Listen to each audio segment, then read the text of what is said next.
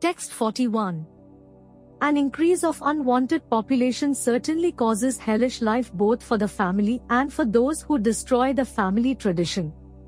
The ancestors of such corrupt families fall down, because the performances for offering them food and water are entirely stopped.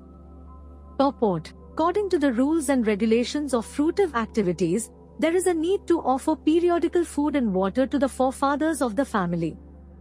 This offering is performed by worship of Vishnu, because eating the remnants of food offered to Vishnu can deliver one from all kinds of sinful actions.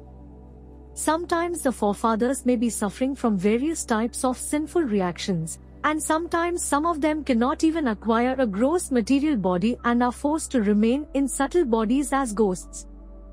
Thus, when remnants of prasadam food are offered to forefathers by descendants, the forefathers are released from ghostly or other kinds of miserable life. Such help rendered to forefathers is a family tradition, and those who are not in devotional life are required to perform such rituals. One who is engaged in the devotional life is not required to perform such actions. Simply by performing devotional service, one can deliver hundreds and thousands of forefathers from all kinds of misery. It is stated in the Bhagavatam.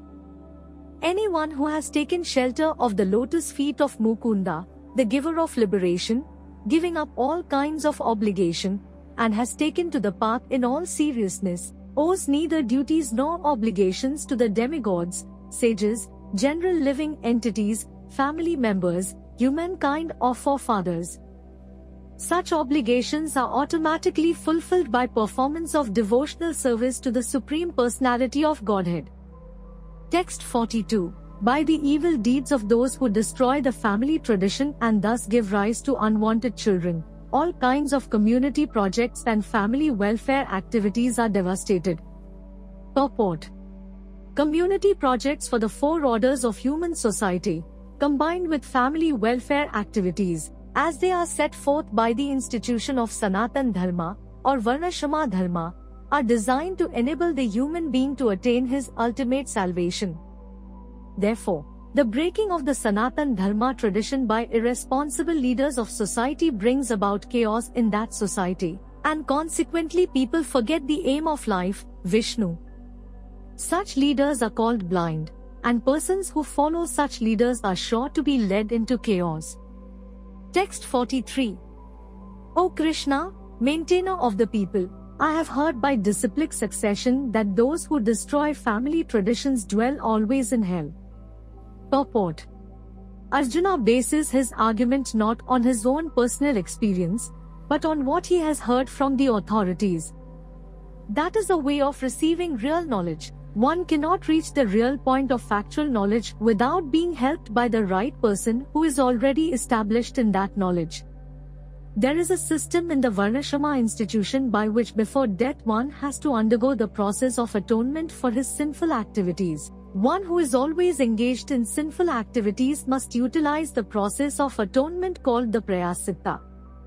Without doing so, one surely will be transferred to hellish planets to undergo miserable lives as a result of sinful activities. Text 44. Alas, how strange it is that we are preparing to commit greatly sinful acts.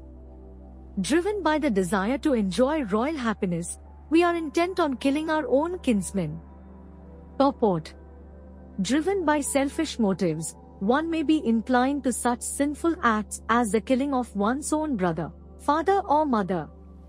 There are many such instances in the history of the world. But Arjuna, being a saintly devotee of the Lord, is always conscious of moral principles and therefore takes care to avoid such activities. Text 45.